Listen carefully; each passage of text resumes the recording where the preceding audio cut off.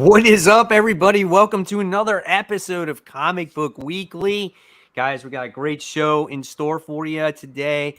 I'm Mike Spiderslayer from Comic Book Corner 2.0. And of course, I have my co-host with me tonight. I have Brant Fowler. What's up, everybody?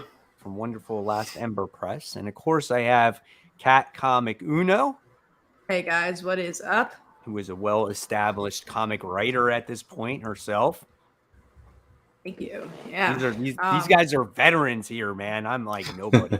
These guys, I'm just like whatever, I'm just the YouTuber guy.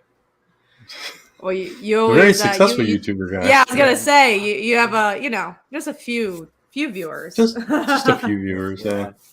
So we're all doing our own thing in comics. Exactly. So the one thing we all have in common though is our passion for comics, and that's why we do what we do, right? So but we got a great show in store for you tonight, guys. I know there wasn't a lot of wonderful comics this past comic book week, but you're gonna pay for it tomorrow because holy shit, we got a bunch of comics getting ready to come out. So what we're gonna do today is we're gonna kick it off with the comics from last week. We're gonna talk about it.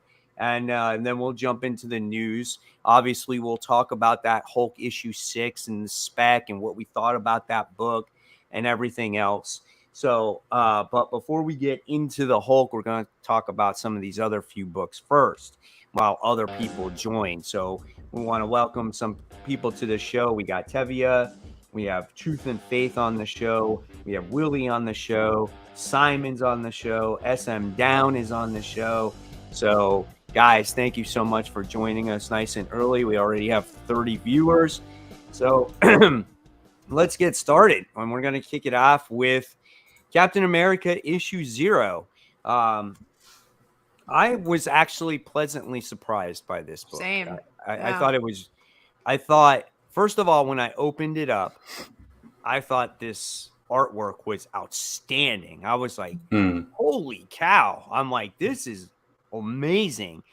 And even though it's a 0 issue, right, I thought that having Sam and Cap together trying to take up Zola was actually a fun story as he's trying to take over the Earth. And just the interaction between the characters was a lot of fun. I really enjoyed it. I mean, it was just the surprise pick of the week for me, so I had a blast, man. I think if it was another week, I wouldn't have picked it up at all. Literally, I only picked it up because I'm like, I'm getting like no big books. I should at least pick this up. And I agree. The artwork, I mean, same artist who's done Invisible Woman and some Valkyrie stuff. And sorry, I knew I would like the art. But I just thought it was like a perfect issue 0. It's set up for what it was going to do, but it didn't feel too bogged down by the plot. It was mostly just this fun adventure between Sam and Cap and them having a fun back and forth. So it gave me enough to want to try out at least the first issues of both of them. I know it won't be the same art, but I was like, oh, if this is the direction it's going in, I'm interested. Yeah, I mean, that's what it did for me. I don't love Arnim Zola, and I was kind of bored with that aspect of it, but I do agree the art was absolutely gorgeous, and it gave me enough for both of them to try both of their series out and see what those are about. Absolutely. Yeah, I think we've all been wanting a Captain America book since Secret Empire happened, right? Yeah. And I've tried a couple Captain America books, and it was just, I don't know, they're all just not good. It just didn't capture my attention. So at least if anything, this got us a chance to try these, Sam Wilson and Steve Rogers books. So my fingers are crossed. I would love to get into a Captain America book again. Yeah. Have you asked why it was an issue 0? Honestly, I usually don't like issue 0s. I'm like, what's the point? But this, I felt like it was what an issue 0 needs to be. It introduces the pieces without, again, bogging anything down. And I feel like the reason I got this was more because this is issue 0. I think it would have been harder if it's just like, oh, you have the Sam Wilson book, you have the Cap book, like which one do you get? Or do you have to try both? Like this was a good sampler. Yeah, exactly. Because you're branching it off into 2 separate books, it made sense to do kind of a primer issue for it. Yeah. Mm-hmm. Yeah, absolutely. So really good book. Definitely a surprise pick of the week for me. I loved it. All right. So let's move forward to Batman Superman World's Finest issue 2. I picked it up. I said I was going to not get it, but I got it because there's so little books. What were you not? Yeah, that's right. You weren't a huge fan of that first issue, were I didn't you? love the Yeah. first issue because I it was wasn't very like either. bogged down, right? Because the plot was very like, I want to say heavy in a way that I didn't feel like a lot was going on. Like I thought it was so plot driven that I didn't feel like anything. It was very Silver Age. It was very like, here's some action pieces. Here's Right. Superman and Batman interacting.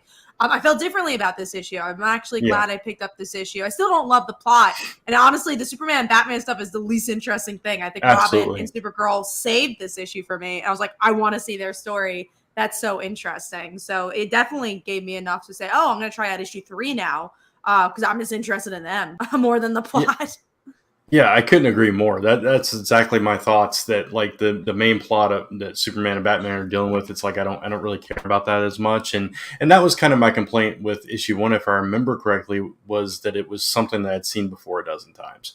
And with this one, like you said, Supergirl and Robin just saved the entire issue for me. I loved that whole interaction and their interaction with Batman, and even throwing in the Doom Patrol. I enjoyed like the banter and the character work between them all, and that kind of got me holding on for another issue as well.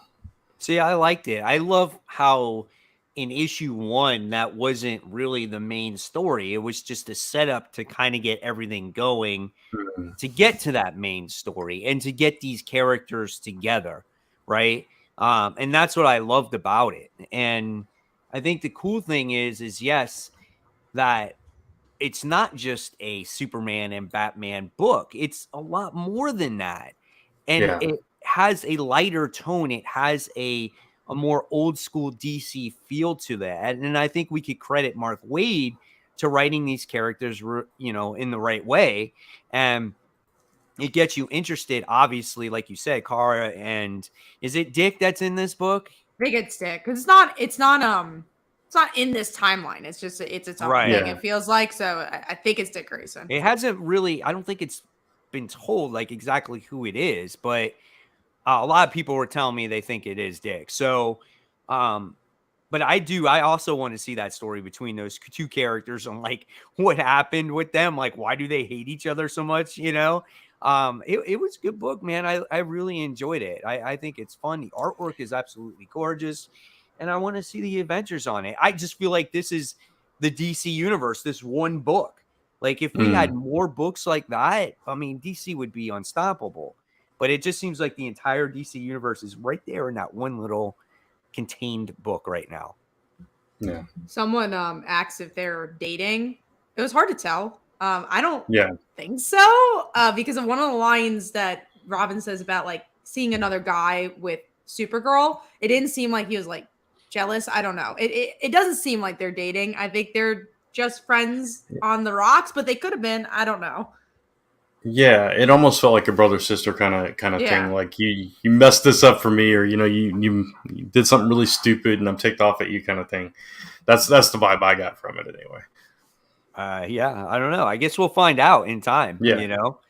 So another solid book. All right. So now that we talked about those two books, right? Let's dive into our number 5. So I'll start off with Kat. Kat, what was your number 5? Mine was World's Finest. I already talked about it. No. Brant? Mine was Power Rangers, number 18, which was better than Mighty Morphin for me. And I think Ryan Parrott's still writing this one, right? This one, yeah, he's writing this one. The other one is written by Mac Grimm. And this one, man, things happen in this issue. Yeah. I really enjoyed this issue. And I always love the art in this book, too. But they're like kind of, I don't know, getting their bearings on this in this new mission of theirs, right? They're trying to find a new base of operations and that kind of thing, and they're, if I'm remembering correctly, I might be mixing the two books up, but this is where they went underwater and we're trying to. No, that was a different one. That was the other that was one. the last issue. Okay, so what happened in this one? This issue. Is, they met the other Power Ranger on the other planet. Yeah, and right? then they also have the baby. Yeah, the baby and the dragon, the giant like two-faced dragon that they fought. Yeah. So they split up. So Jason and the cat went to this other world and they interacted with another Power Ranger. and that was really interesting. It's like, is this really a Power Ranger? What's that story? How is he going to fit he is into a this Power whole thing? Rangers from the show. Like he's a big Power Okay, Ranger. yeah. From See, the I show, don't know but that, so yeah. okay, that's cool. That's cool. And and then they have this baby that's growing up rapidly. So like for a minute, Very it's like really Groot. tiny, and then now it's like a toddler, and now maybe next issue it's a teenager. Who knows? So yeah, that's interesting. Yeah, I thought there was I like that it's set up to just say, all right, what are these friends up to? And then really set up for the new plot very well here. So, Right. yeah, no, I had a really good time with this. I feel like this is the best the series has been in a while. This particular series, I liked what Ryan was doing in the other book, but I'm not as sci-fi person, so this interests me a bit more because it grounded things a lot. Exactly. Yeah. Before this, it was just, let's go to save these planets and fight these big alien beings that are trying to destroy all these planets and that kind of thing. So yeah, I appreciate the groundedness of this one too. All right. Pretty cool. I see a question here, and this one is from Tyler. It says, at Comic Book Corner 2.0, how is it that Amazing Spider-Man issue 1 is listed as Legacy 893, and I thought Amazing Spider-Man 93 was Legacy 900. I don't know. I don't know how the they're releasing them multiple times a month? Is that what it is? Is it twice a month until then? Or something like that? I'm sure they got their weird math going on for it. I honestly, the legacy numbers don't matter too much to me. So I'm like, all right, cool. Issue 900. Let's see what they do. Yeah, it looks like issue 5 is actually 900, which still doesn't make sense numerically, but yeah, maybe they're throwing in point issues and they're counting those. Oh, so, Jesus. Yeah, maybe. Yeah, who knows? It's Marvel math. So look, if it's a good story and they give us something big, that's all I care about. Like if they just give us some good stuff, it could be issue 10,000. I don't care. All right. So my number 5, and we're going to talk about it. Here we go. Hulk issue 6. And there you go. This is the big one. It was kind of by default. I think when it comes to this book, there was a lot of hype about this Titan character. And I don't know why. we got to see this character for a second. You know what I'm saying? And it was just like the Hulk gets like so angry that he freaks out and he changes into a bigger, badder Hulk. And he's like basically unstoppable. And that's what happens in this book, And the overall story for me was like, I love the action. I love the artwork, but it was underwhelming. Like I was expecting something big from this Titan character. I was expecting like this big battle between these two, like the Hulk and Titan. And we didn't get that. He just destroyed all the Abomination-like characters and it was over. And then Hulk leaves this alternate universe, alternate banner, and what is it? Hulk winds up getting fixed. Like he repairs them, and that's it. Like so, all then the damage. Thor shows up so randomly in the end. We're just like, now Thor's here. Yeah, it's just like it was just so. It felt so rushed, right? It took forever to get to that point, and then all of a sudden it was like, let's release the beast. Let's destroy, Thunderbolt Ross at the end of it, and let's fix Hulk. And let's get back in the starship. And now we're going to go to Thor. I'm like, whoa, wait a second. Slow down. Like, we went to 0 to 100 in a matter of a second, I feel like that's the definition of this book, though. And that's why I have not been loving Hulk, is because it's just like, whoa, you threw so much at me just now. And they never slowed down. And I was like, oh, maybe with this crossover, it'll slow things down a bit. But I think that's just the style of this book. And that's just not my style. I want to see why characters are doing things. I just like character work. That's what I enjoy. And this has just been an action romp, and that's just not my thing. So if the Thor thing doesn't catch my fancy, I think I'm going to drop Hulk. And I hate saying that because it's Donny Cates, and I loved Immortal Hulk, but I'm not enjoying this series. Yeah, it's like the best parts of this issue were the very small character parts in it, like Hulk, apologizing, saying I'm sorry, and the other Banner, choosing to take out President Thunderbolt, and that whole thing, and dealing with that, that internal conflict of his. And those were the best parts of the issue, but they were so small and so rapid that you didn't really get to absorb them. But yeah, as far as this Titan character goes, it's like, it was a non-character for me. It was just like, this was kind of pointless to even like make this a big deal. Like, it was just a throwaway villain or character to me. So right. I mean, the curious thing is will we see this character? Will we see this version of the Hulk again? Well, I mean, Hulks don't die, right? Right. That's true. That's true. If the immortal rules are still in play, that is very true. Right. I am curious, because our big question here for our main topic was like, we're getting those extra copies worth it? I think this is a punchline. I really do. I think this is actually worse than a punchline. I think it's I don't think this character is gonna blow up. Maybe I'm wrong, and maybe we'll see more. But I'm like, I don't think this run is Venom. I think people are like, oh, I gotta get it because like Venom, there's new characters that show up. Like, no, I'm like, I don't think this is gonna be that run. No. See, I still like Punchline. I mean, visually, and I like her as a character. And when she shows up, I'm like, okay, cool. It's like, it's not Harley Quinn. It's not on that level, but I still like Punchline. But this is like, just some rando villain that I don't care if I ever see again. And so I did get extra copies of this. So maybe. Who knows? Maybe I'm wrong on that, but it didn't seem like I got the one. I'll just sell it because I don't like this one. Exactly. So I don't think I'll have it done. So I'll just sell this one copy. If I was invested in this run, I'd be like, no, I want one for me. I'm like, if I really need a, I got this cover and the main cover and the variant cover, the spider one, and those were the two that I got. But people on my Facebook group got like 8, 9, 10 covers plus some variant. There were a lot of covers. Like, oh my god! I'm guessing. Crazy.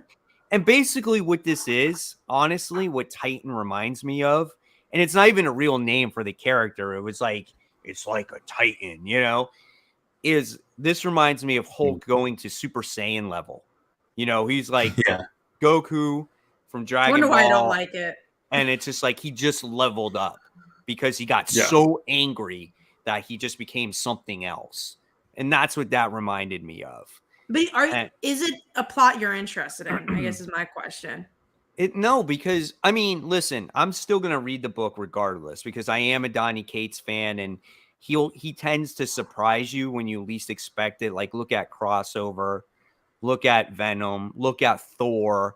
So he has that track record of redeeming himself when you think that, things have gone down the shitter. Which is why I wanted to get more than one issue. That's why I was like, I gotta see past the story arc because I want to see what a second story arc looks for this. Because it might have just been this arc, Yeah. And I don't know what his end game is here, like what he's going to do with this. And so, out of all his characters, though, this is one where it's just like, so what? He gets super angry and he's going to fight somebody. It's going to come out again. Something's going to happen. But my biggest thing why I thought that this story arc was a waste is because we got this alternate universe for really no reason, right? It's like, okay, who gives a shit if he destroyed Thunderbolt Ross in a different universe? It's like, who cares? Yeah. It's all throwaway. It didn't mean anything. Right. And that's my biggest issue with it. It really is just all throwaway. And when, I'm like that comment, I think it was Berserker that said, I'm not really a spec buyer either. I buy comics because I like comics, and if it happens to be something cool. But for all those that did buy it for that reason, I kind of feel bad for everybody because you put all your money into all these covers, and it may be an X-Force #1, See, I'm more curious for like today's, which no spoilers for this book, but definitely no spoilers for Justice League. I'm curious more for that. Like, is that going to be a spec book? Because it seems like a lot of stuff are happening. I don't think so either. I think there's too many copies. There's no way. I've never thought that Death of Justice League was going to be a spec book. I've never thought that since it was announced. I think All I know know it's is not that gonna things last. happen in this book. Oh yeah, and all the things Yeah. that happen are not going to last. All I know Yeah. things happen in this book. And from what I saw, some people weren't happy about the things that happened. That's all I know. Okay. I don't know what happens. I don't know what it's for, and I'm glad I don't know. I'm Yeah. very excited to read it tomorrow because of that, just to see, kind of create my own opinion. But I kind of wish specs worked differently. I wish spec actually meant like when something cool happens in the story, like that's when it becomes a spec, but it's not. It's always just like, oh, here's the first appearance of this random character. They might become Yeah. big one day. And I hate that's kind of Right. what the collecting of money is within comics. So I feel like, oh, I'd rather it be like, oh, this is a really good story, so a lot of people wanted it. That's why it's a Yeah. spec, and that's not usually why. I mean, Yeah, I think there it does was a time happen, where but- there was a time though when a death of a character was something to spec on Yeah. when but- it was rare. But now that it happens all the time and characters come back to life, it doesn't mean anything. So now we got to find other ways to spec on things. And why not it being a brand new character or a character that shows up in a movie? So that's your biggest spec reason to buy books these days, for spec purposes, is when they make appearances in movies. That's why Marvel books are so popular, because all the appearances come from their movies, where when a movie flops, that comic book flops. So that's why the DC books are not as much money. That's why you saw Eternals flop. Like, their books went way up, and because the movie did not do well, for some reason, their books dropped completely down. Yeah, because people weren't interested in finding the source material. Those books is like the people want it because, like, oh, I want to own the thing that I really love from these movies. Like Miles Morales, people want his first appearance because they really like that character. They want to own it in their collection, which is understandable. I hope in the next 5 years or so it becomes more than that. It becomes like, it becomes like Saga. Saga issue 1 isn't a movie right now, but the reason why it's still a good spec book is just because it's a really great comic. Yeah, and Walking Dead too. I mean, before it ever became a TV show, it just hit, right. And Yeah. at first it was like, oh, what's this black and white zombie book? And then it's like, oh, this is really good and really popular. Stray Dogs is a great example of that too. I mean, I'm not saying it won't ever become a movie or something, but it became a spec book because no one knew it was just gonna be a really good comic. Yeah, Right. and there was less copies printed when it was first released. So that's another thing. Same for like Spider-Gwen. Even though she's in the movies now, but that was the reason why her first appearance was such a big spec book, and even Kamala too. Like, I mean, I know they made a good amount for that, but they didn't make as much as they didn't know how much she was going to blow up. Right. So, how many issues is Banner War? I think only a couple. I don't think it's a lot. I think it's only running for maybe a month, maybe 2 months, but I thought only a month. Gotcha. Yeah, man. I mean, listen, I'm going to stick through this. I'm going to see what he has. Let's keep us updated. I think what sells me on this book is that Ryan Otley artwork. I love the action in this book, and I love the fighting and the gore and just that happens. Like, Ryan Otley was made for this book, and I understand why they put him on here, because he can be violent here, where in Spider-Man, he just couldn't do that, Yeah. Banner War is 5 parts. Oh, is it really? So 2 months. Oh, is it taking place in Thor also? Yes. Okay, that's why I was confused. Okay. Yeah. There's an alpha I don't know issue. how to feel about that. I'm like, I just want my Thor. I enjoy Thor. I don't know if I want it wrapped into it a bit. I think it's only 2 issues of Thor though. Yeah, 25 and 26. So what is the anniversary issue? Is that the next issue for Thor, or is it the issue after this crossover? Because there's like this big let's mourn Odin issue coming up. Yeah. Let's see. Thor anniversary issue. I think it's after this Thor banner stuff, which is weird April to intercut that. Oh, April? April 27th. Yeah. Comes out tomorrow, the anniversary issue? Yeah, I guess so. Okay. Yeah. 750. Yeah. Oh, yeah, that's right. Yeah, it is tomorrow. That's right. Yeah. So that's what I mean. There's so many comic books coming out tomorrow. It's like, oh, I forgot about this one. Right. Yeah, Exactly. and I feel bad for the books like Thor because you do have like the bigger, like the Amazing Spider-Man comes out tomorrow. You have again Death of Justice League comes out tomorrow, so it's like you kind of feel bad for the Thors and maybe the Robins, where it's like, oh, I hope people like end up picking up these wonderful books, even All though right, they're here's not the like the real Amazing Spider-Man question. issue 1. Here's the real question. So we found out like a lot of people bought a lot of issues of this book, right? Mhm. How many issues of Spider-Man Oh, copies are people buying of Spider-Man? they shouldn't buy that much, Guys, Ugh, put it in the Not- comments below because there's a lot of variant covers for this freaking book. I want to know how many copies you're buying. Brant, how many if copies you buying? you're doing it for a spec reason, I don't think you should do it. But if you're doing it because you like the variant Well, cover, no, but there's a lot of good-looking variants. there's good variant covers. Yeah, But yeah, Brant, how there are much are good you getting? variants. And I'll answer after. I mean, it just I don't know.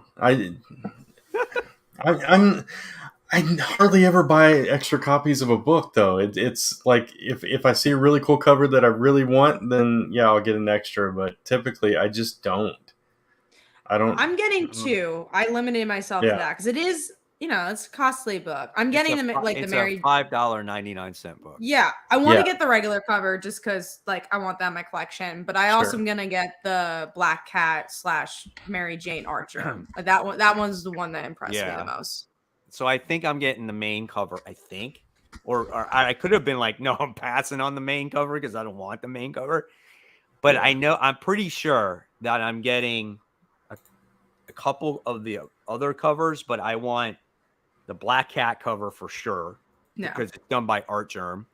And then there's the Mary Jane one for sure. But then they have the half one. And then they have the half one too. So they got those in itself. And I don't think the J. Scott Campbell ones are going to be probably on sale on his website. Mm-hmm. So if you want those, you'll probably have to go on the website. But the Archer ones, I mean, the J. Scott Campbell ones are really nice. Oh yeah. Here we go. I found. See, that's the one I want. I want that. Yeah, one. I want that cover. That's gorgeous. That's pretty cool. That's pretty nice. That's cool. That one's like plain though. Nah, that's I really like that. That's cool. I don't think I'm money. You really like this one, the Spider-Man one? Yeah, just because it has the other characters in the back. I don't like that. Yeah, no. I do like it, but not enough to buy. Also, okay. like that one's just kind of plain. That one's kind of plain, even though it's. I like the artist. Yeah. I like the angle. Art, plain. Yeah. I like that, but that's cool. Yeah. Not enough to pick up another copy. That's like old school. Is that Bagley? Yeah, that's cool. It looks like it. Maybe looks, not. I don't think it is. It is. It says Bags and Ramita. Okay. Yeah. He made it really old school. Like that's a cool cover, but also like it's just him. Yeah, it's kind of like a movie that poster. I want to get. I love any MJ type cover. That doesn't work for me. Yeah, but see, they're all just swinging. Well, Scotty Young's cool. Scotty Young, of course. Yeah. Yeah, I think that's it. All. Yeah, I'm just gonna get my Art Germ and maybe that Mary Jane flinging in the sky. I'm out there. Yeah, Art Germ. I really like that one though. Oh yeah, no, that one's like out of everything. I mean, nothing against any of the covers. Like I love everyone's hard work, but it's just like I want something splashy. We get another Spider-Man book almost every year, so I want a good cover. Exactly. Yeah. Here we got Francis buying 5. Wow. Tyler's buying 4. Okay. Is it just because of the variants, guys, or like you guys have spec reasons? I think it's the variants 2 and 3. Those Gleason covers are really popular too. One Gleason would get the green Gleason if it was available easier. The Gleason got popular because of the Chasm. Yeah. I'm getting 2 or 3. Here's a good one. I'm passing on Spidey. Okay. John is the same. He says none at all. Wow. Right? I mean, you got to at least try it. I'm only buying one. The bag. We're Spider-Man people here, so we're definitely getting some Spidey. The Scotty Young and the Peach Momoko, the one I didn't like. Okay. Amazing Spider-Man variant covers are pointless. Well, we know how Teddy feels. I want the Miles variant really bad. So that's one of the J. Scott Campbell one. See, 2 Art Germ, 1 Gleason, Queen Goblin. On League of Comic Books, it shows every single variant. Yeah. Even the ones that are like $200. Yeah. Right. The rare Art ones. Germ. I think I'm getting 2. Debbie's like, I hate variants. I like when the comic book industry makes money, so Yeah. I like if it's helping them out. The Queen Goblin one is really nice too. The John Bermuda one looks bad. That's what Tevia says. Listen, I'm not gonna lie. I'm not a fan of that either. He looks like he's got a. It's the main cover, though. It's just like you have to like. I don't know. I think I want to get it. It depends on what's at my store. Oh There's yeah, so there's many all. There covers. they all are. Yeah. If you click on it, Brand, it should highlight it on the big. If you click on Yeah. one cover, On just one of them. yeah, and here's the highlight. here they Like are look at the Black split. Cat one. Yeah. Yep, that's a nice Beautiful. cover. That's gorgeous. I'll make sure I get that. Oh, one. that's issue 2. Sorry. Way to go. Issue 2 is also delayed, And so then we there's have the a little. Mary I think we have a Jane. month to wait for issue 2. Yeah, Let's Mary click Jane some of the looks ones nice, we didn't too. see before. There's the Green Goblin one. yeah, the Come Patrick on. Gleason ones. Yeah. There we go. They do look Yeah. nice. That's cool. There's so many. Let's see My this God. one. Oh, Spider-Gwen's there too. That's a J. The Scott bunny. Campbell, though. I think. Let's see. I didn't see that one. The J. Scott Oh, Campbell, right here. Spider Gwen. Yeah, There's those. Yep. Yeah, That's that's a nice one cover. too. That's Yeah. got to. Man, I now- don't even want to know how much that's gonna cost. That's probably Yeah. like $200 right there. yeah, that's gonna be Let's see. a pretty Yeah. penny. Let me look it And then up. there's Spider-Gwen. there's a Spider Ham. There's a black suit. This one looks kind of cool. Oh, that's pretty neat. Yeah, Marco Mastrazo. So let's see how much Oh. these covers are gonna cost There's you that. for J. Scott Campbell. They're all sold. Are they sold out yet? I like So, this one too. That's the Miles one, right? Yeah. Yeah, the Campbell Miles one. Yeah. See, there are a lot of nice ones, but Yeah. those ones are gonna run you an arm and a leg. Absolutely. See, that's Yeah. not worth it. So, I mean, sometimes, like, if I'm at a con, I feel like it's more worth it because I'm like, oh, I'm here to spend money. But at the store, spending $200, I'm like, I don't know. Yeah. It's always hard. We do Yeah, have a so question. Are lots you of guys choices. picking up Power Rangers versus Godzilla? I didn't love the first issue, and I- because there were so that was one I took off. So, like, because there were so many books, I was telling the guys, I was like, oh, I'm only getting like 15, and Mike's like, how? I'm like, honestly, it just knocked out a lot of them. So I'm like, I just want to enjoy my books. I don't want to be so overwhelmed. I was like, I'm just gonna pick the ones I really, really want. And I didn't like the first issue of Power Rangers versus Godzilla. Yeah, I didn't. Yeah. So, I mean, no. I didn't mind it. I liked it. I just thought that once I saw this week, I was like, nope, I'm not reading it. Exactly. So, It definitely was a I'm not different gonna week. get it. At least I don't think so anyway. So, all right. Well, that was all that Spider-Man talk, and that was that Hulk talk. So, at the end of the day, you're gonna see what happens with the whole Thor thing, Kat, and then you're gonna make a decision from there. Yeah, maybe I'm gonna try out the first issue of the second arc for Hulk, just because I want to see what that is. But then after that, that's the final Are shot, you in the which is same gonna be a boat there, while. Brent? What's that? You in the same boat? Yeah. I definitely want to hold on to it a little bit longer. I'm not like hating on it. I'm just not loving this arc. So hopefully the Thor stuff is good, and we'll see from there. Yeah. Right. Maybe this story arc was to make you understand what this version of the Hulk is. That's what I Maybe hope. that's what it was. You know, Yeah. and then maybe we get into the meat and potatoes of the story and where we're going to go with it. We But can only I hope. know we won't see the last of this Titan character. Again, I think it's a Super Saiyan type of thing where whenever he gets super duper mad, you know, it's like that's what becomes of him now. Where it was like, remember when it's like, oh, when the Hulk gets super angry, it's like he gets stronger, he gets more angrier. Well, now he's become something more. So that's really what it is. But I'm happy I didn't buy no 10 copies of this book. I'm happy I bought only 2. Yeah, I think that too was definitely a good limit. Tevye mentions that he's very excited for Last Ronin. See, that was another one that I know is really big for this week, and I don't like Last It's Ronin. the so final it's- issue. Yeah. And it's hard to believe it's actually finally coming out. You want to Yeah. talk A about an year from expensive now? book. That book is expensive. How much is it? It's like $8.99. Yeah. Wow, but they're usually really big. Like I know the quality. It's of the not book's as really big good. as you think Really? it is. Yeah. Damn. It's well. Yeah, it's a lot. It's bigger than a normal issue, Yes. right? So, Yes. but not But I like think it's only like 60 40 pages. pages or something like that. Yeah, and it's you're like a paying double $9 size. for it. It's because you're A lot paying for for $8. that premium format. Yeah. And look, I'm telling you, I mean, this is a whole nother topic. Maybe we'll talk more next week, depending on if we have anything. But like inflation, I mean, that's real, Yeah. as we know, Oh, gas prices and absolutely, all yeah. that. So we're going to see comics become more expensive the next year. For sure. Mhm. I don't see this being drawn the line at $3.99. I know people are upset with that, but I really think we're going to get to $4.99 soon. Yeah.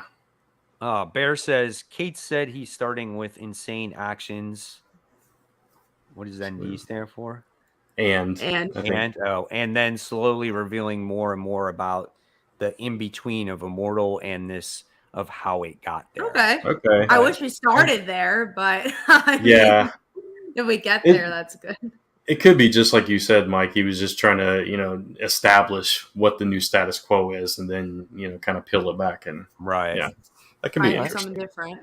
Yeah. Cool. All right. So good talk there with just comic book issues in general and how many you buy and spec on and stuff like that. So we did our number 5. So we're gonna talk about Nice House on the Lake. Brant reads this. I read this. What'd you think about this issue, Brant? I mean, it's definitely slowed down. This issue, it was a fine issue, and I think the people are starting to get suspicious of Walter. Now that he's infused himself into the community and he's part of the experiment or whatever. Yep. This time they don't know that the world's destroyed and they're trying to find a way out, and so they're starting to get suspicious on why he's not more interested in getting out. So I thought that was a cool thing. And then you got the other person watching from inside, and they connect with somebody on the outside this time. Yeah. So we're starting that whole thing all over again. But it definitely a slower issue. This one, because not a whole lot happened beyond that, but I'm still enjoying it, and I'm really curious to see like if he has to keep restarting this, or how long this book is going to go, or if this is it, or what's going on. So I just like how they're trying to build everything. Like, oh, we can build separate houses, we can build towers, we can try to communicate because they're like, we could get whatever we want, Yeah. So and he's trying to stall them, to keep them busy, to keep their mind off of what's going on in the outside world. So I thought that was interesting, but the end really got me, like how they did connect the person from within and to the person to the outside. So now it's going to really happen. So really good book. So also real quick, want to just appreciate all the viewers out there that were watching and were interested in the main topic there. So hopefully you guys will stick with us there. So really solid stuff. All right. We also have a comment from Tevye about book prices. That sucks. The comic book industry is increasing their prices, especially indie book. I mean, indie books are going to be the ones that have to do it the most, I would say, because they don't have the resources like Marvel and DC. They could get copies a little cheaper, and for indies, it's a lot harder. So if you're going to see increased prices, the indies are probably the ones that make the most sense, especially IDW. I'm glad they have now pivoted to create our own stuff. But after losing all those things, Transformers and G.I. Joe, they need some money, honestly. Yeah. All right. So let's continue on with our number 4, because we already talked about Hulk. So Kat, what was your number 4? Mine was Catwoman Lonely City. I've been enjoying this. I hate the stupid magazine size, but I enjoy it enough to get it anyways. And I just like the idea of what happens when superheroes get old and supervillains get old. And I think there are some good beats here. Killer Croc gets murdered on purpose, like he wants to get killed. I mean, it's not.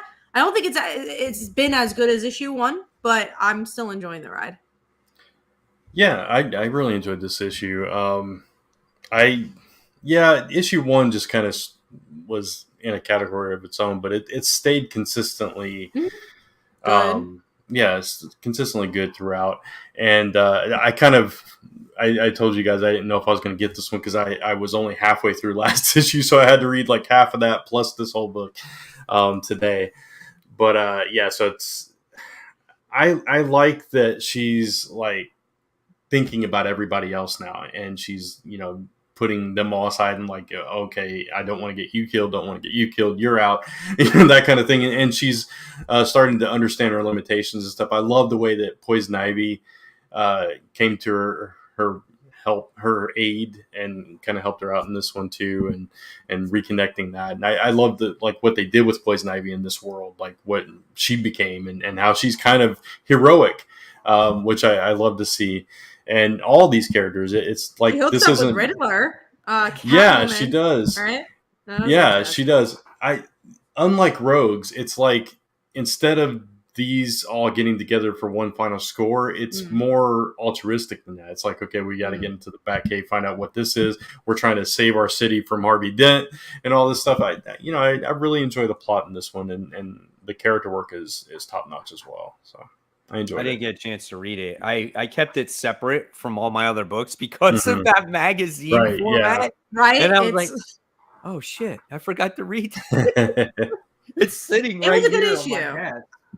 Well, if you have a chance to read it, it's definitely a good issue. Yeah. I loved issue 1. I like you guys said, issue 1 was the best, right? So pretty good stuff there. Yeah. All right. So that was Cat. So Brant, what was yours? Mine was Nice House on the Lake. So we already talked about it. So, and then my number 4 was Nightwing issue 91. I had a lot of fun with this book. Again, it's the continuation with the team up with Wally. In my review, I said it was Barry. We got so many characters, so many flashes, so many flashes. Like you just get confused sometimes.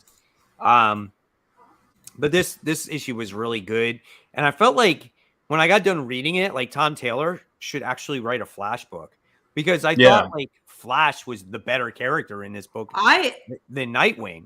Absolutely, I liked his family stuff a lot more. I will say it's so funny because I'm gonna now nitpick on a straight couple because I think he did the same exact thing that he did with Son of Kal-El in this issue with Babs and Nightwing, where out of nowhere Flash is unconscious and then he wakes up and says, "Let's talk about your relationship."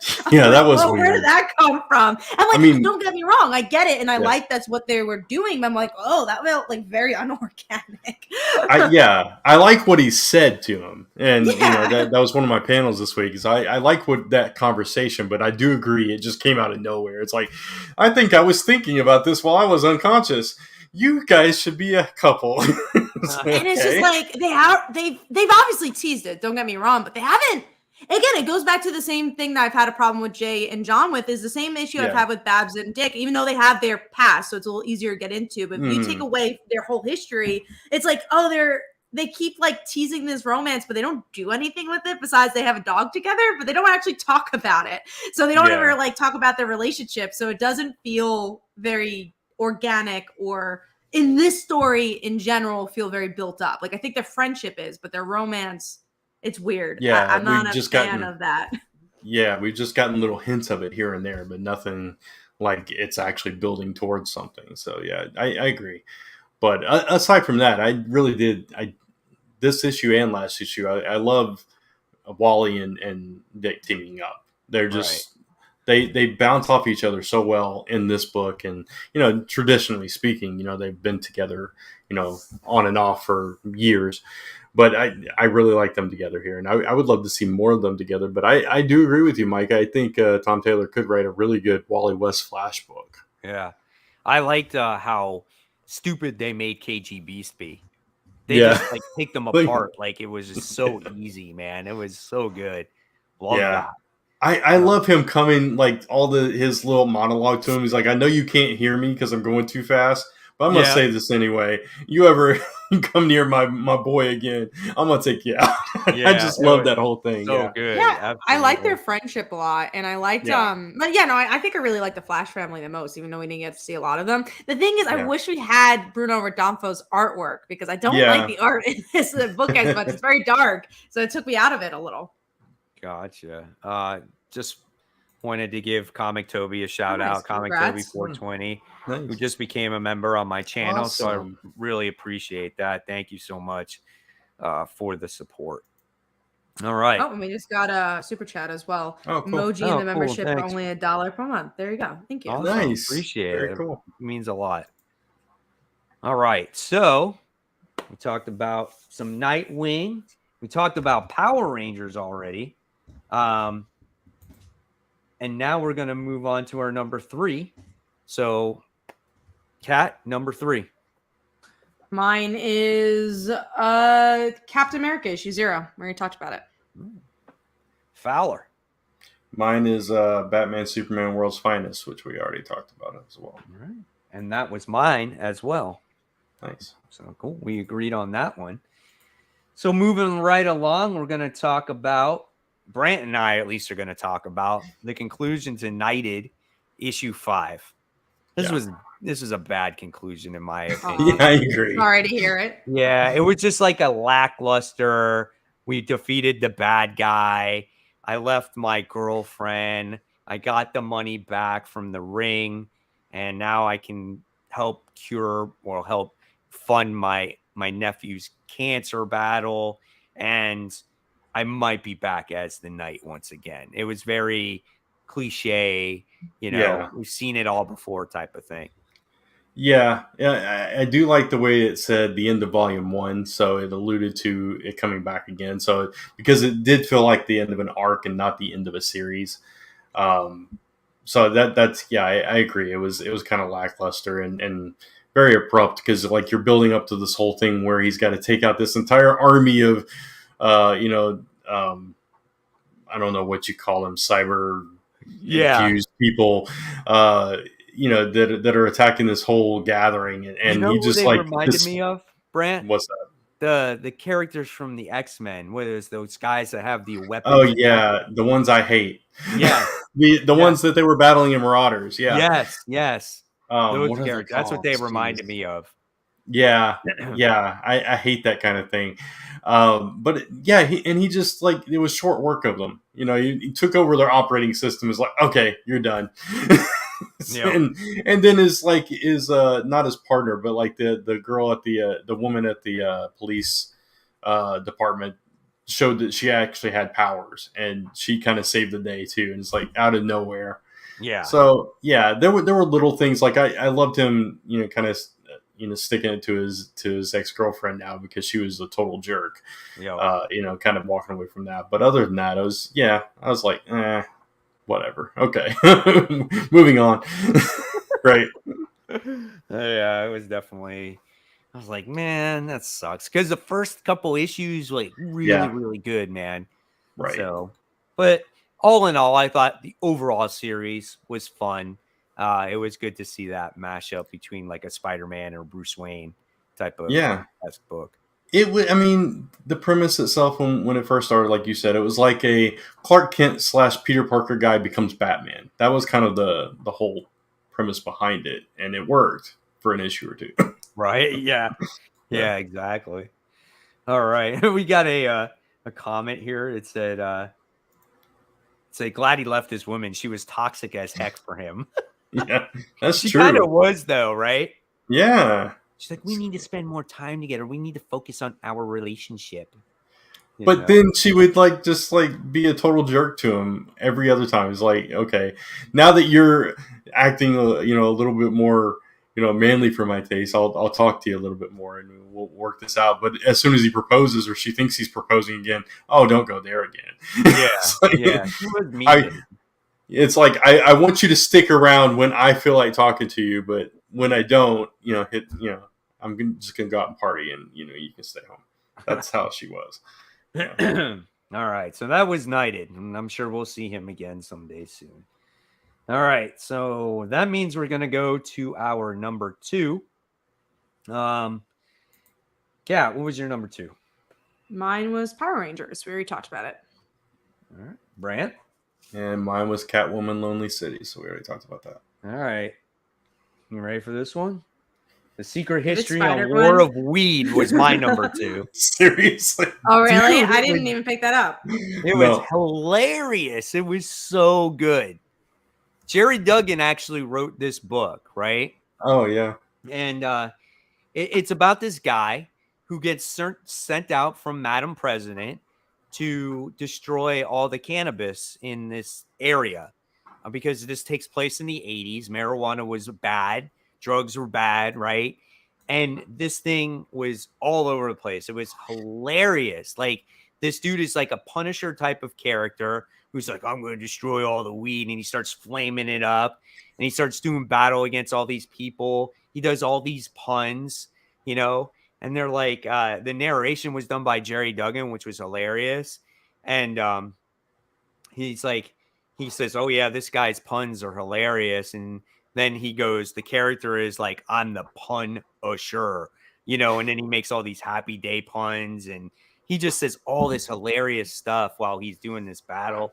They capture him, they get him high, right? And he gets high for the first time ever in his life.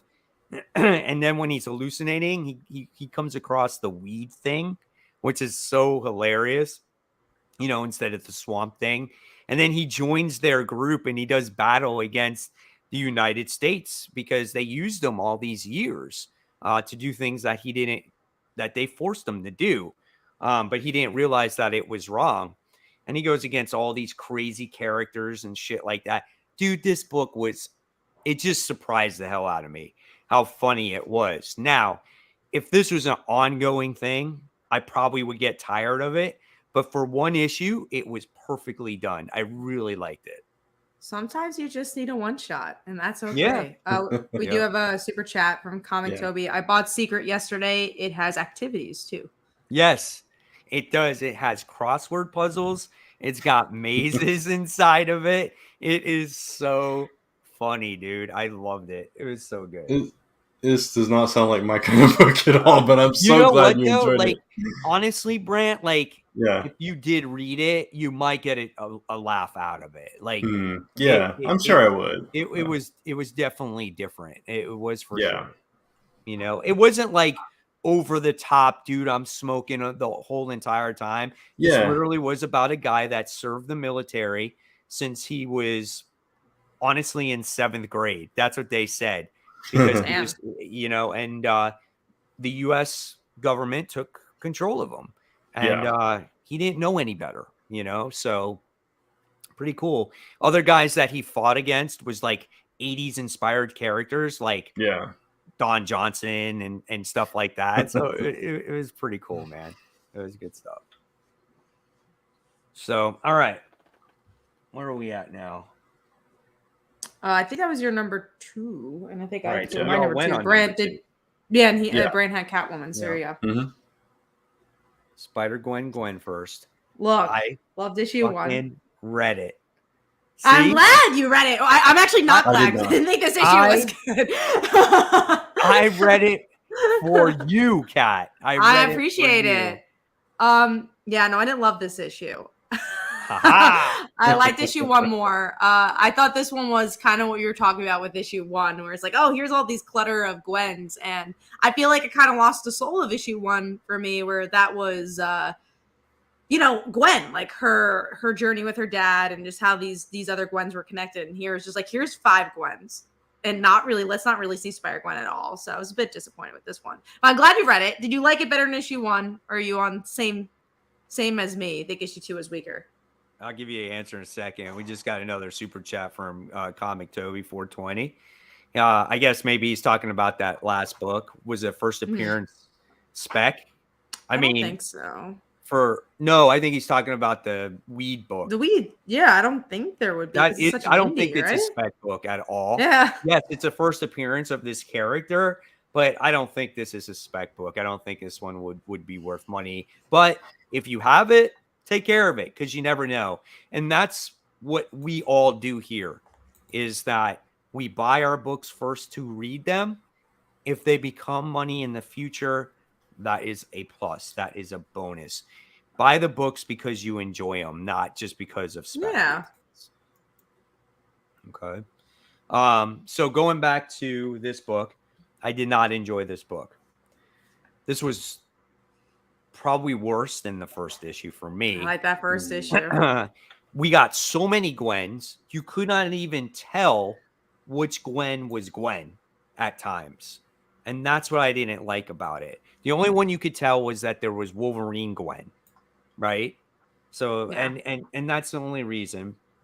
And then the other thing that I got out of it was the very end, because you wind up getting Normie and young Howard in this book as they were watching the action that was going on, and one of them got hurt in the battle, and it looks like young Normie said, I'm going to create an armor for you, and so I'm going to protect you from this point forward.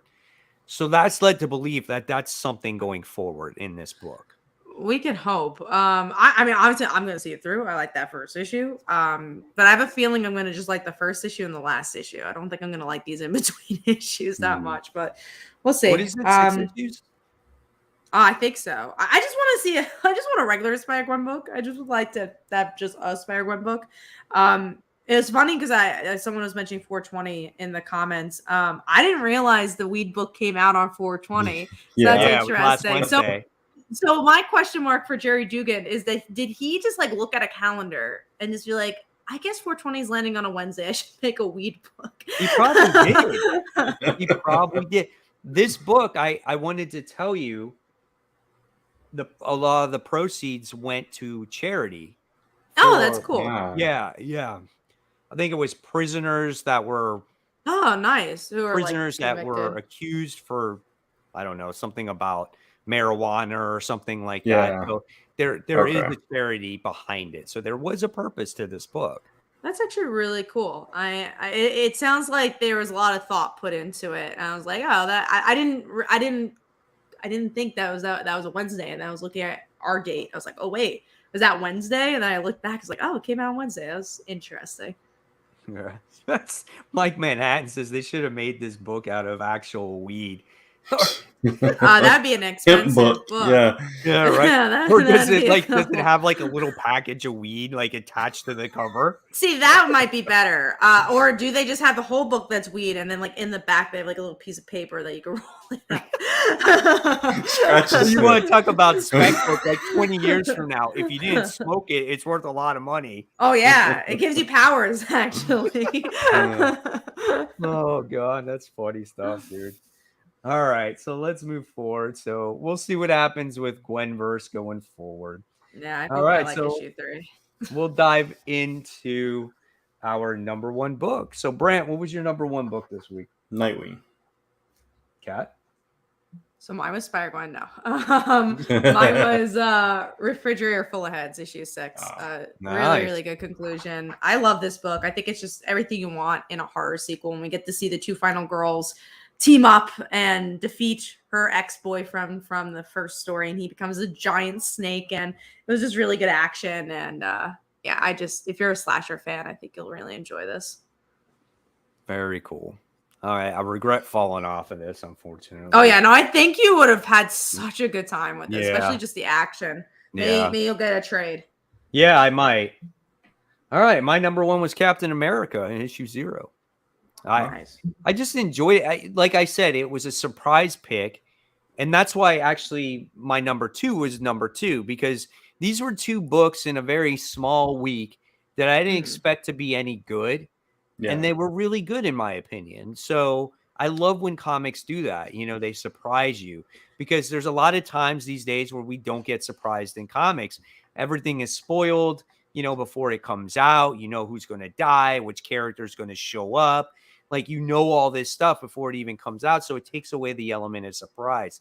So when you get a book like these, right, it's refreshing every once in a while to get that, you know?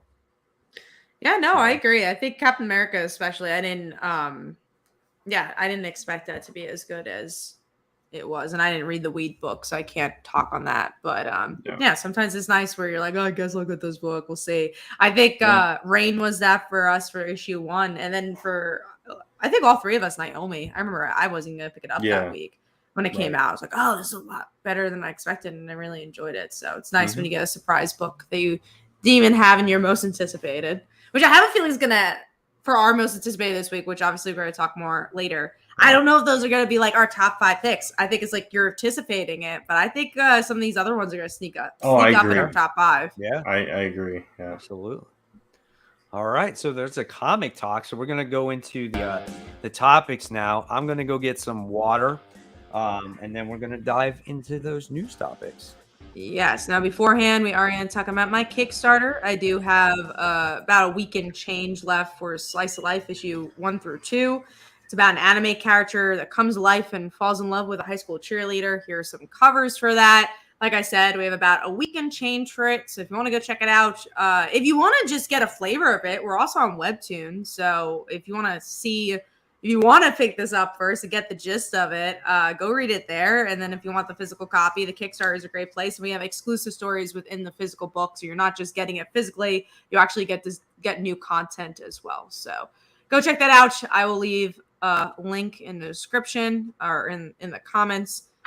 Here it is. Here's a link for the Kickstarter, and then I'm going to leave a link for the Webtoon. We actually made 1 million views this week, so it's cool.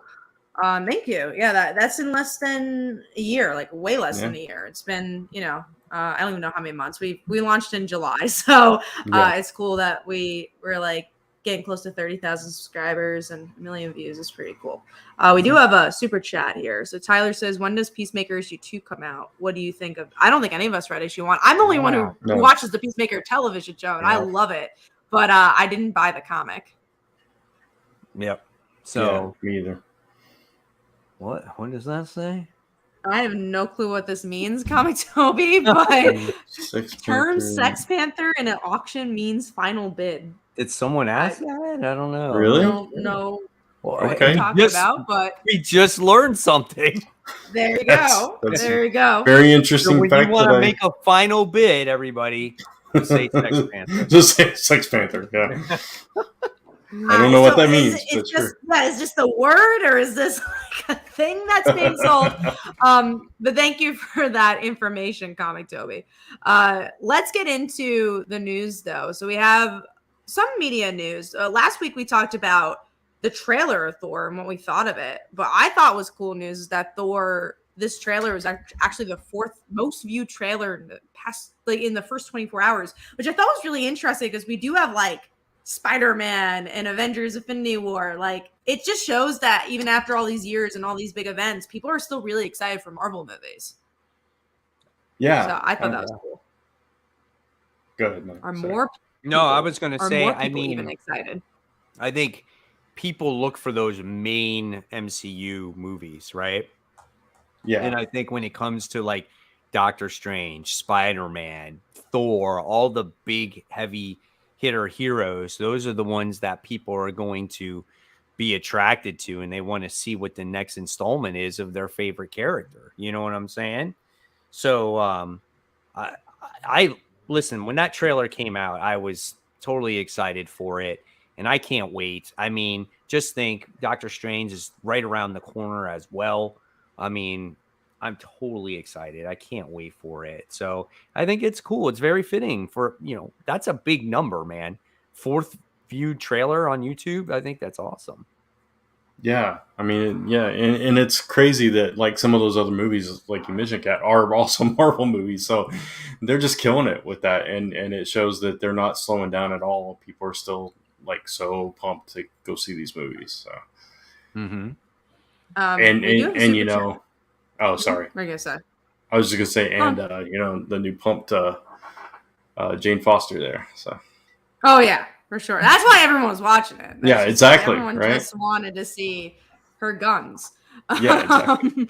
That's why it's the most viewed, and because it's actually just one person watching it over and over again. I'm not saying that's me, but I'm saying there's one person watching it over and over again. Yeah. Oh, sorry. Put up. Oh, sorry, Huddy. Sorry. Yeah. So, what are your guys' thoughts on the Johnny Depp trial? You guys ever? I saw a clip. Yeah, I've been following. Lisa has been watching this. Yeah, go ahead. Oh, go on. No, you go.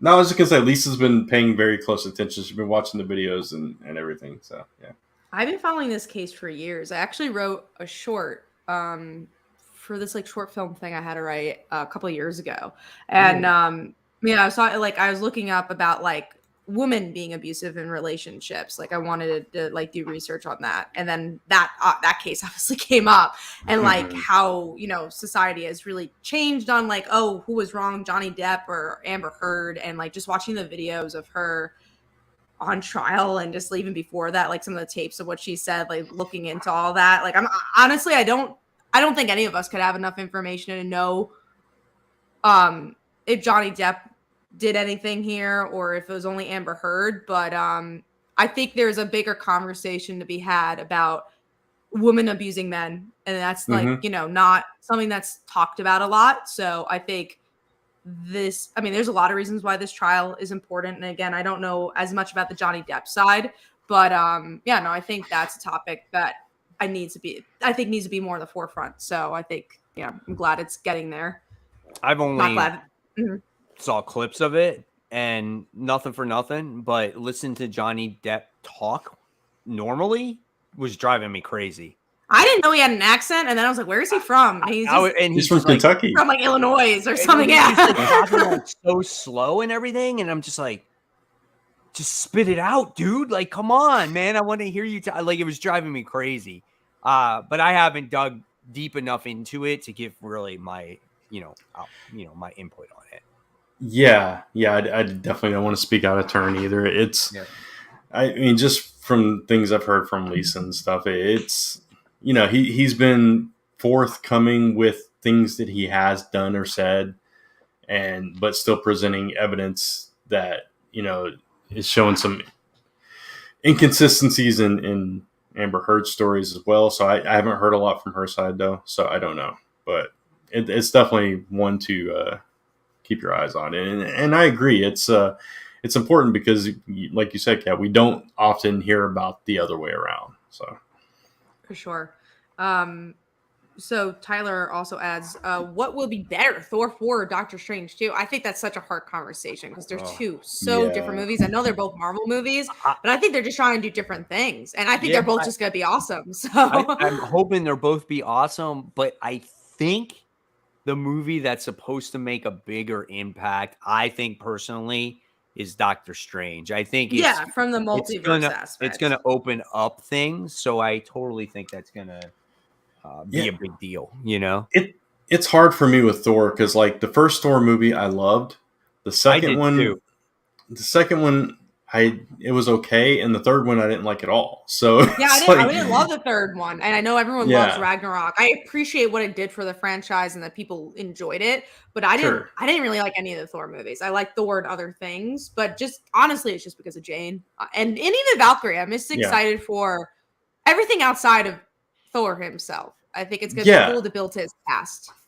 Yeah, so if that's the focus, and we get some cool stuff from that side of it, it can be really enjoyable. But I agree. As far as the overall MCU, Doctor Strange is probably the more important one. Yeah, for sure. Thank you for the question and the super chat. Thank you. So let's get into the other movie news, which I'm upset about. So Across the Spider-Verse is delayed. I'm upset that it's delayed, but also it's going to be my birthday weekend. So I'm like, that sucks. I wanted to be like, let's go to the movies and see my favorite movies ever. Do you think that part 2 will be delayed then too?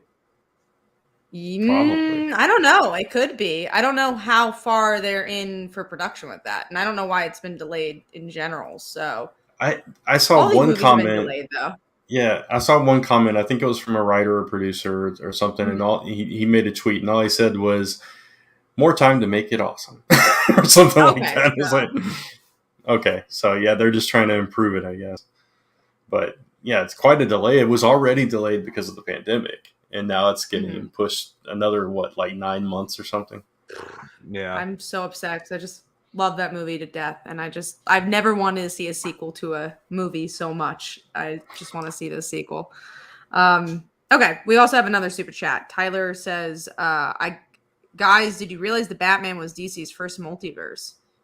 Was it? I didn't. Was it? I haven't seen it yet. So I haven't seen it yet. It's on HBO the other night, and I was at the hotel with my daughter's dance competition, and I turned it on, and my son was like, "Dad, it's halfway through." I'm like, "Shit!" I wanted to watch it. Yeah, It's on HBO Max. it's on I HBO know. Max. And I forgot my freaking password, and now I have to figure it out. That's So- always a pain in the butt. So I have to we figure were- that out and watch it. Yeah, we were gone most of the weekend. Lisa had family, and so we didn't get it. We were going to try to watch it Sunday, and it's like it got late, and it's like, man, it's 3 hours. It's And- a long movie. Don't Yeah. start it at 12:00. Right. So it was already like 7 or 8, and Lisa had to get up early the next morning. So I was like, yeah, we're gonna have to wait on it. So Yesterday I saw Everything Everywhere All at Once, and man, that movie was fantastic. I was like, speaking of multiverses, that whole movie. So it's Michelle Yeoh, who was from Crouching Tiger, Hidden Dragon, and she's like this middle-aged. Well, I won't spoil the movie, but she's a middle-aged woman, and she has this family. A lot of it has to do like with her family issues, but it has to do with multiverses. So she's able to enter all these different universes of her life, and it's just it's on Letterboxd. I don't know if you guys know that website, but it's a movie website. It is the best rated movie ever. So it also I think has like 100% on Rotten Tomatoes, and it deserves everything people are saying. It's like I've never seen a movie like that. It was so nice, crazy. It was good. Very much enjoyed it. Oh, we got another super chat. Thank you so much. I just wanted to say Unite to Dizzy. Thank you for joining us. And it says thank you. See you guys next Tuesday. So thank you so much. So we got a couple of super chats here. So Trent says, I keep hearing Japanese Spider-Man and his Zord is confirmed for Spider-Verse. See, I just don't look into the spoilers. I don't want to know. I just want to be like, all right, let's just see what happens. That's crazy, cool though. That's pretty cool. Didn't that Zord make an appearance like in one of the Spider-Verse comic books? I think so. I think it did within Spider-Verse. I'm pretty sure it did. Yeah, I think it did. Robot. Yeah, because we talked about it on the show, I think, and talked about the history of it with Power Rangers and all that stuff. So, yep. You also got a super sticker here for $1 from Comic Toby. So thank you. Nice. Thank you so much. I like your little smiley face emoji sticker. That's the perk of being a member. You get these super stickers. We also have Mike Manhattan asks, have you seen Ambulance and the new Nick Cage movie? I really want to see the new Nick Cage movie. Dude, that looks you guys don't good. know. Yeah, it's him playing himself. And I'm like, oh my God, this looks so much fun. So I'm hoping I already have my tickets for Doctor Strange, but I'm like, oh, in between that, can I go see this Nicolas Cage movie? So I'm trying to line up with my friends. So I was going to go see him myself today. And I took a me day today. So I'm like, I'm going to take myself to the movies. And I was like, you can't go see a Nicolas Cage movie by yourself. So I'm trying to wait for my friends to go see that one. So I'm like, oh, I feel like that's one you have to have a crowd with. Absolutely. Okay. You don't agree? Do you know anything about this Nicolas Cage movie? I don't know anything about it, but I've never been one that's like I have to have a bunch of people watch a movie with me. I've seen so many movies by myself. So I think there's certain movies are better when you go with a lot of people. With a comedy, a B movie comedy. Like if I'm going to go see, I think I saw Star Wars Solo myself because literally no one wanted to go see that movie, and I was like, I kind of just want to see what it was all about. So I went to go see it. Like that's a movie I could go see by myself. Like who cares? I wanted to go see the Beatles Get Back by myself because no one was interested in the Beatles. I'm like, I gotta go see this movie. So I got to see that. But Nick Cage, it's such a comedy. I feel like a B movie comedy. I don't think you should see by yourself. I'm weird about movies. I don't like people talking. I don't wouldn't want to see an interaction. I just like to focus. Grant's so. Yeah, I'm like, dude, I'm watching something. Just don't bother me. Keep the lights off. Go away. The continuity of a Nick Cage movie, you have to focus on that. You got to be laser focused. I get immersed. No, I'm weird. No, I understand that. No, I think that everyone sees the movies in a different way, which makes movie culture very fun. Mm-hmm. Absolutely. Yeah, and we have another super chat here. So Batman is getting a second. We actually had this on the news, but at the same time, I just don't know if there's much to say besides cool. I think we all knew there was going to be a second movie. Yeah, I think so. I think it's like a given on how well the movie did. And whenever you have a new Batman, there's always a second and a third movie. So look forward. You could probably expect the third movie from this also. Yeah. Right? Yeah. I think you also mentioned this is Earth 2 is the Batman movie, but can you give us information of where that was told? Because I don't know if it was in the movie. Is this like a link of some sort? I would like to know where it came from. I like the idea. Super chat, Tyler. Thank you again. Thank you. Yeah, no, thank you for all the super chats and great questions and comments from everybody, but also everyone who gave a super chat. So thank you. Okay, let's get into some comic news here. So Daredevil's getting some legacy numbers, which cool. Everything gets a legacy. I think it's fine. Like, a lot of people's complaint is, why are we getting? It's issue volumes? 2, right? Why are we getting new volumes? So the next best thing you could do is just put those legacy numbers below the new numbers, and you're done. You if you want to follow your legacy numbering, go ahead and follow it. It's there for you. The complaint I saw was it's issue 2 and not issue 1, so it's weird. It's like, okay, we hit this big milestone on issue, but you got to think about marketing wise and business wise. That means they can sell well on issue 1 and issue 2. Hell yeah, so no, it makes more Marvel sense. Make their money. Yeah, again, it's not affecting us as readers. So if they want to get some extra cash there, you go Marvel. You get some money in the comic industry. Like you need more. No, yeah, no, like, hey, everyone can use some more money. I'm right? not. Yeah, I'm not hating. I'm just saying. No, I know, but no, it's true though. Like, out of like maybe indie comics can make more money, you know, it's just like all those fun places. But hey, as indie creators, if we could get our issues 2s to sell as much as issue 1s, if I could put an issue 2 and have a legacy number on my indie books, I would. Here, I highlighted this question here. For new collectors who want a nice place to jump on board, and that's what the new number ones on the are character. Oh, I think you meant I think that's like how can you? You're right, right. Yeah. So, I mean, and then if you want to jump on board new comic books, you know, this is a good place for you to start. You know, when you look at these new number 1 issues, if this is a character that you might be interested in. So, yeah, I don't think it sounds like greed. Personally, listen, they're a business. They're there to make money, and exactly. It's just like if you were running a business, you're going to do what you need to do to advertise to make money, and that's what they're trying to do. I mean, and you got to look at, like, times change, right? This just year has changed, you know. Yeah, it's just times change, and just like how some of us don't agree with certain stories, you know, sometimes comics might not be written for your generation anymore, and it's written for a different generation.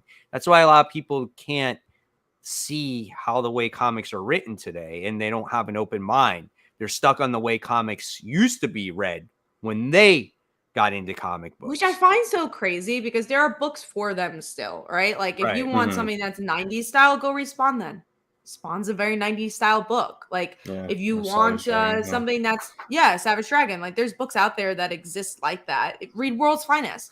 And then if you want a queer book, go read Superman Son of Kal-El. If you want a horror book, go read Immortal Hulk. You know, there's like, I feel like no matter what you want, you can find a comic that exists out there because we live in such a great time of comics where the direct market is not even just the only place you could get comics. You could go on Webtoon, you could go books. on Kickstarter. Yeah, there's something out there for everybody. Like, we have more books now than we ever had before. And a variety of books. It's not even just like, oh, we have 20 Batman. And if you're upset that there's 20 Batman books, then don't read DC Comics. Go read Radiant Black. You know, there's so many different avenues you could get. Just superhero books these days, too, if you just want to get some superhero stuff. Right. Yeah. Question, one more. Who is better, Batman or Captain America? Batman. It's subjective, but yeah. You know, I like Cap, but I just think Batman is cooler. Exactly. I rarely read Captain America books, which is why we were, had such glowing reviews of issue 0 because it's like, whoa, even as not as big Captain America fans, we enjoyed that issue. Right. All right, another thing, Predator, whatever happened at Marvel, I guess has been fixed because this was supposed to come out like 2 years ago, and now it's like finally coming out in July. Hey, I mean, good. I want to see it. I want to see what Marvel has to offer for this story with this franchise. I think I tried out an Alien book. I wasn't into it. And then I wiped my hands with it and said, nah, I'm not going to read Alien anymore. So now I want to see what they do with Predator.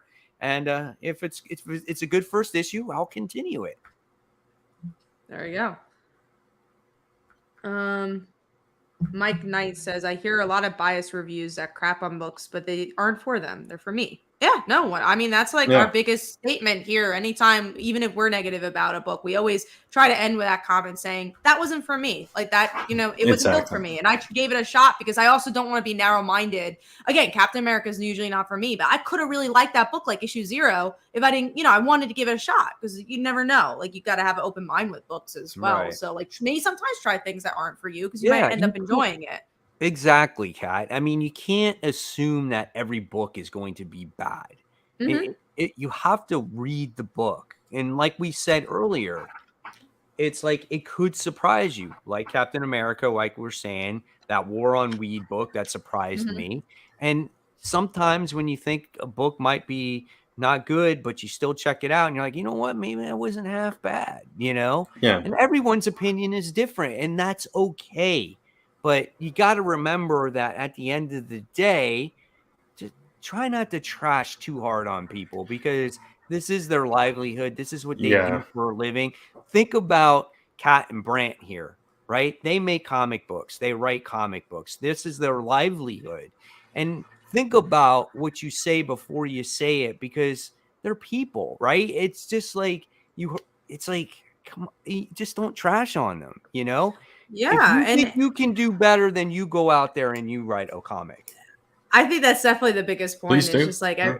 yeah, please do. We want to see your content. But yeah, no, it's so true because it's so hard to make comics, and I think sometimes people also get so caught up in the money aspect of comics. Where like I'm paying $3.99, and then like in my back of my mind is like we've been in comics for a long time making comics. I'm like, oh well, that book for indie people costs $2 sometimes, and Mm. you have to make a profit, and then you have to pay for the art. Like even if you at an image level at these like the weed story. I'm telling you, I'm sure that Jerry Dugan paid for those that art pages first and then made the money after. But like Yeah. that's kind of how it works. A lot of times writers pay for the art or like, even publishers pay for the art or whatever. They got to recoup costs is the point. So even though you think it's really expensive, maybe they might not even made a profit off it. You don't know.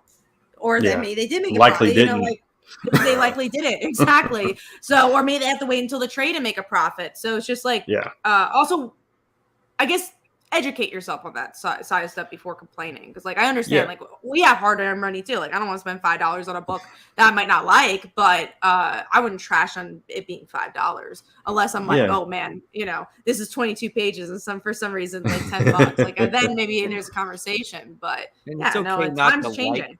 it's okay not to Hmm. like a book, but Yeah. it just when you take it to that whole level that can hurt for somebody's feelings that you don't even know, like what did that person ever do to you type of situation. Right. They're just writing a book. And that's Yeah. okay not to like it, but you never know what other people might like, It's Yeah. like, again, it's your opinion. It's like real quick, Bray, I'm sorry. No, go ahead. No. I always find like if there's something that's bad, if you don't like a book, there's got to be something in that book at least that you can find a positive in, right? Mhm. Whether it's the artwork, a character that you like, or a moment in that book, But you could have said, man, I really didn't like this book, but there was something that was really cool. For instance, we talked about Hulk, right? Oh, I didn't like what happened to that story. It was uneventful. It fell flat, but Ryan Otley's artwork is really good. The action is really good. We're going to see where it goes from there. You know what I'm saying? So that's what I'm talking about there. Yeah, and I was just going to kind of reiterate what you both have said and what the spirit of that comment, that like, just because you don't like a comic doesn't mean that, it's trash and it's garbage and nobody should ever read it or that creator should quit working or whatever, because, it's somebody's going to like it. Somebody likes everything. All art is subjective. So. Yeah. Yeah, and I think there's a difference between criticism and shitting on something. Something Yeah. that we try to do here is be critical. I mean, we're not saying like, oh, everything's great, because that's not a fun podcast or a fun conversation either. Right. But we try to be critical. Be like, oh, I really like this. I didn't like this. Like a great example of like people were critical of like Jay and John's relationship, right? Where it's just like, oh, they suck and they, this and that, and like the representation sucks or whatever. But it's like maybe that really changed someone's life. Maybe someone like came out as bi because of that story. Like you don't know how that's like changing somebody, but you're allowed to be critical of it too. Like, again, I'm a bisexual person. I was critical of that relationship, but just like this week, I was also critical of Babs and Nightwing's relationship and like how that progressed. So I think just always be, wary of your comments and try to be critical, but not negative. Right. Tevia says, well, what happens if the creator is a jerk? Well, then that's on them.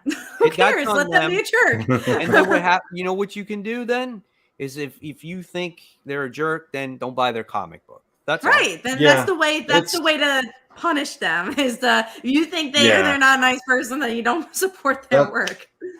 That's a whole topic on its own, like Yeah. separating a work from its creator and that whole thing. So Exactly.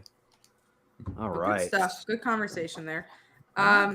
Let's get into the next thing here. So we got a new villain is going to be getting the Mandarin rings I guess in Iron Man, it looks like. So I think it's going to be in the Iron Man series. I mean, I'm not reading Iron Man, but they're at least bringing some villains that are known for Iron Man. Interesting are we finally thing, hitting a new story arc? Is there a different writer? Like, what's happening with that book? I don't think it's a new writer. The interesting and confusing thing about this is they're about to come out with Shang-Chi and the Ten Rings, which is kind of changing the whole way the Ten Rings work based on the way they did them in the movie, right? But now you've got these rings, which I don't know if they're the same rings or are they different rings. Are we going to have two sets of 10 rings going around and now it's going to be a villain? I don't understand like how that works or like if those two are going to be somehow loosely tied together. I'm very confused by this. Yeah, I don't think we'll be following it unless you guys have a different opinion. Unless you're gonna pick up Iron Man for this, I don't know, but I'm at least not gonna follow it. I'm gonna try Shang-Chi though because it's a new arc and it's more similar to the movie, so I'm at least gonna try that. I might try Shang-Chi too. Yeah. So we'll see. I don't know. Maybe I'll try Iron Man. I don't know since it's a new story arc. We'll see. I am getting the proposal issue, but I think I am too. Oh, and I can't. I just I don't like. Maybe he doesn't get married. Yeah, we've seen that before. Watch Pepper come in. I object. Oh my god! In the rescue like suit a wrestling somehow. wedding. All right, let's go see. What's the next thing? So Terry Moore launches Parker Girl comic.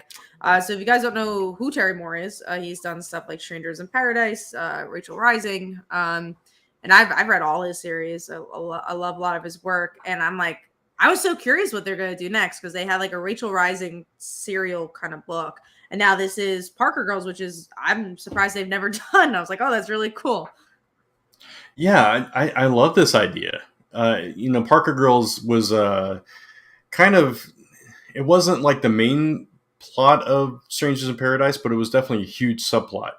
And, it's kind of Katsu's past. So delving into that whole world, which obviously the Parker Girls will come into play here and there and with the anniversary and everything. So I'm really curious, like if this is going to flash back, if this is going to be what's going on with them now. I'm just all for it. I love Terry Moore's work. I haven't read all of it like you, Kat, but I have read a good amount of it. So I'm excited for this. Mike Manhattan asks if Terry Moore co-created Walking Dead. That's a different Moore. I know it's not Terry Moore. Yeah. I feel like it's a different. No, Tony I don't Moore. remember his first name. Tony Moore. There you go. Yeah. But at least you got the last name right. Yeah, Terry Moore is very big in indie books. So I mean, he's done stuff for Marvel and like DC and stuff, but it's mostly his. He's mostly known for Strangers in Paradise is the big thing. Mm-hmm. For sure. All right. Well, let's get into. I'm trying to save some of the bigger topics for last. So DC celebrating George Perez. They're doing like some special. Is it stories they're doing? Are they doing backup stories? It's just this big image where like George Perez is famous for drawing like these massive images where you have 10,000 characters on the page, right? Yeah. Mm-hmm. So they got a bunch of different artists together to do this tribute in honor of his birthday. And it's like this 2-page spread and all kinds of artists contributed to this massive piece that has all these characters. So you have Alex Ross did the centerpiece of Spectre at the top. I think you have Jim Lee did a couple of characters, and all these big names did all these characters in this piece, and it's a nice tribute to him and his style. So it's really cool to see their takes on these characters too, side by side. Yeah, I think it's a nice thing, celebrate him as long as we can, and you're right though. His artwork, he's always had those big elaborate art pieces in his books. So I think that's really awesome. So Tyler asks, does Brant have a channel? There is a way to support Brant, but it's not through a YouTube channel. Yeah. I do have actually several channels, but I'm not currently putting content up except for on my wrestling podcast channel. But lastnumberpress.com is kind of my hub for everything. We do indie comics as well, but you can see me right here on Comic Book Weekly every week. And if you're a wrestling fan, Aftershock Wrestling Podcast. There you go. So that's how you support Brant. All right, let's talk about Chasm, however you pronounce his name. Ben Reilly's new character is coming for Free Comic Book Day. I'm interested. I don't remember a time I've loved a Free Comic Book Day book. I've like getting them. I think they're cool, but they're never like, whoa, a chain that blew my mind. But I think it's pretty cool because it gets you excited for stories to come. Sometimes that's what's exciting. Yeah, I think because there's these Free Comic Book Day books that are just kind of throwaway books, and now they're starting to introduce more and more mainstream stories that are about to happen in their books. They're almost like issue zeros, right? And I think that's pretty cool. And some of them are actually starting to have value to them, which I think is awesome too. Interestingly enough, the characters already been introduced, so I don't think this one will have value, depending on maybe if he gets a new costume somehow. But obviously I gotta get it. I like that it's Spider-Man. They're doing something with him because usually it's always like Avengers. Not saying they don't do stuff with Spider-Man, but it's usually not his bigger story. Just like usually like Spider-Man and Venom team up. So it's nice that they're doing something for his actual story. All right, so let's get into Doctor Strange is coming back already, but as a zombie. And you know what? I just don't know, guys. Just don't know. Kai, we knew he's gonna come back. Like it's issue 5. Issue 5. The movie's coming out. You knew he was going. They should never killed him off then. They shouldn't have. You're right. That he was gonna come back. So what if he comes back as a zombie? First, he'll come back as a zombie. Then he's going to terrorize them. And then eventually he's going to get healed. And Doctor Strange comes back. And the 6-issue miniseries is done. And we get Doctor Strange back again. That's what's going to happen. Are you interested in that, though? Yes. Don't you think I think it's such a cop-out. And I just think I've seen this a billion times. I'm just I just don't care. It's fun. That's what I like about it. I don't care. Fun. I love Clea. I don't care. Like, I love her in this book. I think she's a great character. And, when Doctor Strange comes back, he comes back, man. That's fine. That's fine with me. Yeah, I've seen it 100 times. We've read 1,000 stories that happened 1,000 times. Which one more, Doctor Strange coming back as a zombie? Who cares? See, if I've seen it, I want like a twist, right? I want to like a little bit like I'm trying to think. Honestly, what I really liked what they did with Jane Foster when she became Thor. I like that she was able to like be her own thing, and then Thor was still doing his stuff on the side. And Laura is a great example too. Like when Wolverine died, we got to see Laura for a little while. We got those great stories. But now, if Doctor Strange is involved so quickly, how do we get to see Clea as a character on her own? I agree with that. Unless she gets her own series, I don't know. But maybe they'll be together. Then I just kind of wish that's what they did in the beginning, then it would have been like this tag team book, and then it would have made more sense to me. Maybe. Yeah. I don't know. We'll see what happens. I guess time will tell. On my hand, I have trust in Jed McKay. I do too. He's giving you a lot to trust. Yeah. So. And I do like Clea. I'm a little iffy on the whole zombie take, but we'll see how it goes. I'll give it a shot. All right. Let's get into Reed Richards' sister is going to be introduced in July. I do not currently like what's going on in Fantastic Four, but I am interested in this sister arc because that's to do with family. So yeah, I'm curious to see who the sister's gonna be all about. There's your spec book right there. Oh, yeah, for sure. First appearance of Reed Richards' sister. Yeah. Yep, that's a new character. So if you guys want a spec, there you go. That's a brand new character. And, maybe you guys don't agree with what's going on in Fantastic Four. Some of you may not like it, but you know what? Whenever there's a new character and it's Reed Richards' sister, I think that's a big deal, in my opinion. I hope she's a cool character. I hope she's not like Spider-Man's sister. Yeah.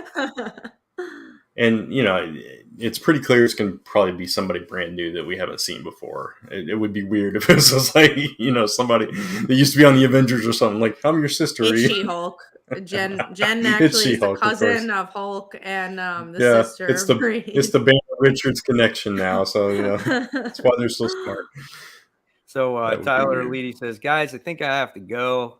I'll watch this back tomorrow and see the end. Good night, everyone. Keep up the great work. You three can't keep up the good work. You three can't wait for Mike's new video tomorrow. Thank you so much, Tyler, for the support, the super chats, the comments, and everything. And of course, guys, thank you so much for all of you watching the show tonight. You guys have been awesome. We've had some great conversation. We have, for sure. Speaking of, for the last topic we have, and we'll get into our most anticipated, but I have to screen share this because we have the new costume for Spider-Man, which is Green Goblin related. Here it is. I don't know if I'm excited, but I'm interested. I'm like, all right, this is something different. I haven't seen it before. Not that we haven't seen a tech suit for Spider-Man, but I'm like, oh, it's Green Goblin related. That's interesting. So it seems like an odd choice. It's an odd choice, but different. I mean, I don't care the reasoning behind it. Like he's working for Oscorp, whatever. It just seems weird after all the history that he has with the Green Goblin that he would adopt any part of that. And especially the glider. It's like, I'm not going to go riding around on a Goblin glider now. So why does he need a glider? And why does he need the rocket and the glider and the bug thing? His web shooters don't work anymore. They don't work.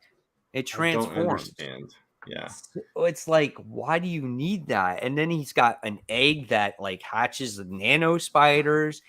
And look at his mask. It's a digital mask. So does he have expressions that pop up on his mask like that? Question mark and exclamation. It looks like it. I think that's going to happen, which is, oh my goodness. you can't see his face. Is that going to be like when he's questioning something? Is a big question mark going to pop up in the panel?